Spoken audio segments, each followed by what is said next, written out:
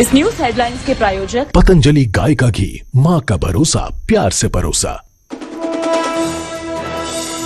मुख्यमंत्री नायब सैनी आज झांसी दौरे पर जिला बनाने के वादे पर लग सकती है मुहर। कई परियोजनाओं की करेंगे शुरुआत, विकास रैली को करेंगे संबोधित। शीतकालीन सत्र से पहले कांग्रेस की तैयारी, भूपेंद्र सिंह हुड्डा के नेतृत्व में कांग्रेस विधायक दल की बैठक। 18 दिसंबर से शुरू होने वाले सत्र में सरकार को घेरने की बनाएंगे रणनीति। पंजाब और हरियाणा हाई कोर्ट में आज वकीलों की हड़ताल। हिसार पुलिस पर वकील से मारपीट का आरोप, मामले में कार्रवाई न होने पर सस्पेंड किया वर्क। अभय चौटाला की Z+ सिक्योरिटी मामले में सुनवाई आज। केंद्र और राज्य सरकार को हाई कोर्ट में देना है जवाब। गैंगस्टर से मिली धमकी के बाद अभय चौटाला ने बताया है जान को खतरा। महापंचायत में फूट फूट कर रोया नाबालिग से छेड़छाड़ का आरोपी किसान नेता। समर्थन में हुई महापंचायत ने दी क्लीन चिट। इंसाफ के लिए बनाई कमेटी, पुलिस और लड़की के परिवार से करेंगे मुलाकात।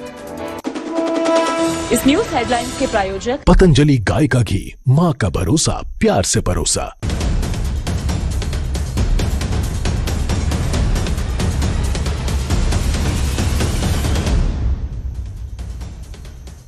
नमस्कार, स्वागत है न्यूज 18 पंजाब हरियाणा में। मैं आपके साथ कुलदीप भारद्वाज।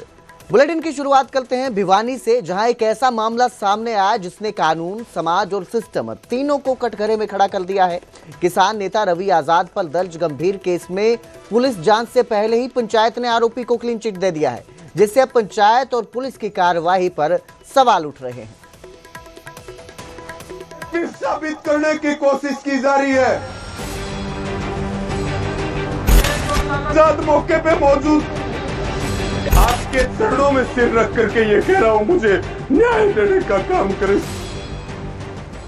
भिवानी में किसान नेता रवि आजाद पर दर्ज केस अब सिर्फ एक कानूनी मामला नहीं रहा, ये एक सामाजिक टकराव बन चुका है। 12 दिसंबर को बहल थाने में रवि आजाद के खिलाफ SC, ST और पॉक्सो एक्ट जैसे गंभीर धाराओं में केस दर्ज हुआ।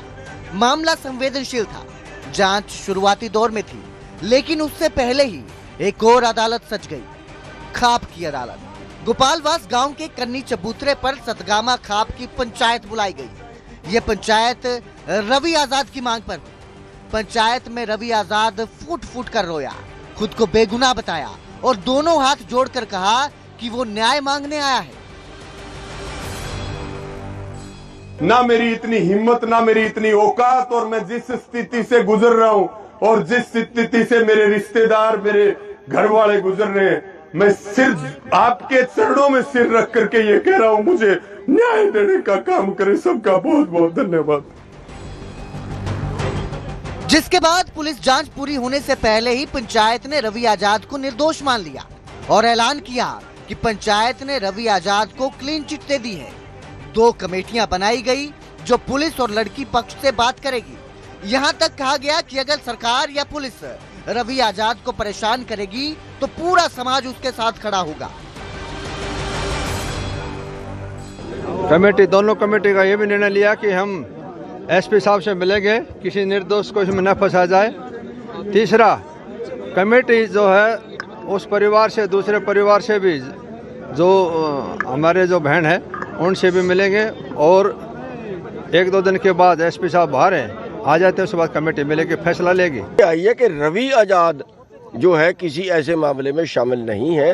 रवि आजाद बिल्कुल नजायज फंसाया गया है, उसका गलत नाम लिया गया है। और बाकी जो है एक कमेटी आज 2 कमेटियां बनाई गई हैं अलग अलग, और वो कमेटियां का जो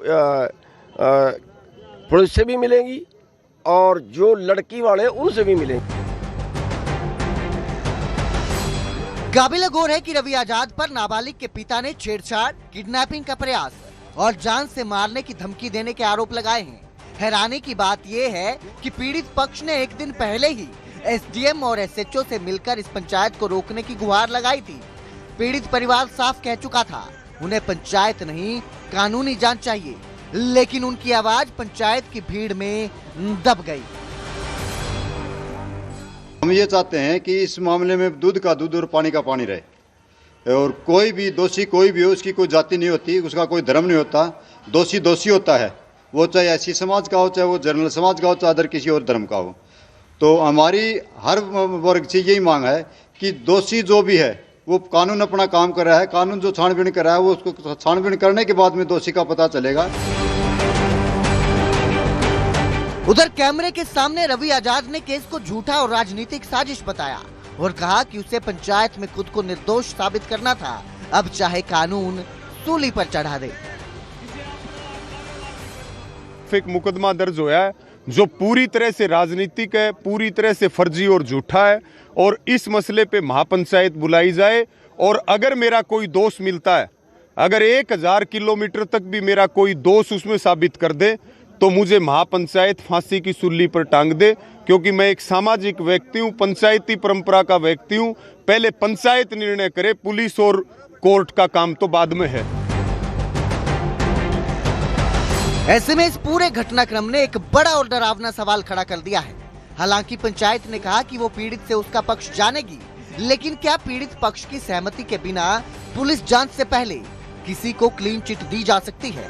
और अगर ऐसा है तो फिर अदालतों, जांच एजेंसियों और कानून का क्या मतलब रह जाता है? भिवानी से जगबीर घनगस की रिपोर्ट, न्यूज़ 18 पंजाब हरियाणा।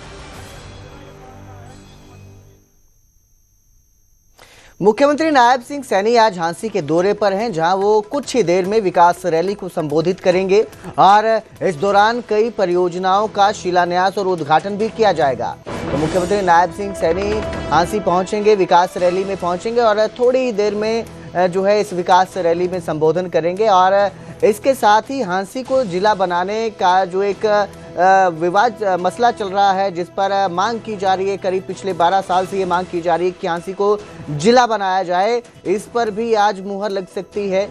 इसको लेकर भी सीएम सैनी आज कोई ऐलान कर सकते हैं, इसकी भी संभावना जताई जा रही है। तो मुख्यमंत्री नायब सिंह सैनी विकास रैली को कुछ देर में संबोधित करेंगे, कई परियोजनाओं और परियोजनाएं जो हैं उनका उद्घाटन और शिलान्यास भी करेंगे। तो वहीं दोपहर के बाद झांसी से गुरुग्राम के लिए मुख्यमंत्री नायब सिंह सैनी रवाना होंगे।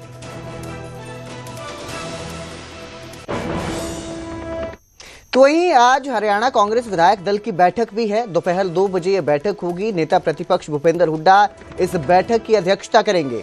तो 2 बजे ये जो बैठक है ये हुड्डा के आवास पर होगी, जिसमें विधानसभा सत्र को लेकर रणनीति बनाई जाएगी। विधानसभा सत्र में किन मुद्दों को उठाना है, किन मुद्दों पर चर्चा की जानी चाहिए विधानसभा सत्र में, और किस तरह से सरकार को विधानसभा सत्र में घेरा जाए, इसको लेकर चर्चा की जाएगी इस बैठक में। तो विधायक दल की बैठक है आज हरियाणा के कांग्रेस के। इस विधायक दल की बैठक में जो विधायक हैं वो रणनीति बनाएंगे कि किस तरह से, कौन से मुद्दों पर विधानसभा के शीतकालीन सत्र में चर्चा होगी।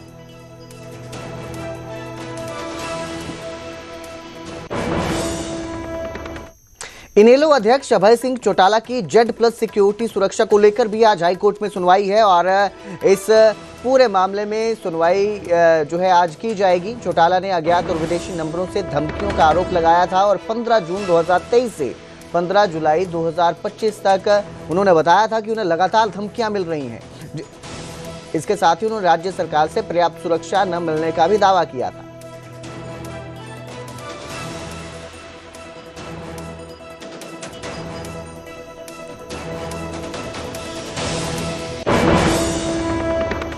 और अब जिक्र करेंगे गुरुग्राम का, जहां आधी रात को थार गाड़ी में आग लगा दी गई। नकाबपोश बदमाश ने इस वारदात को अंजाम दिया। आग की चपेट में पास खड़ी एक और गाड़ी भी आ गई।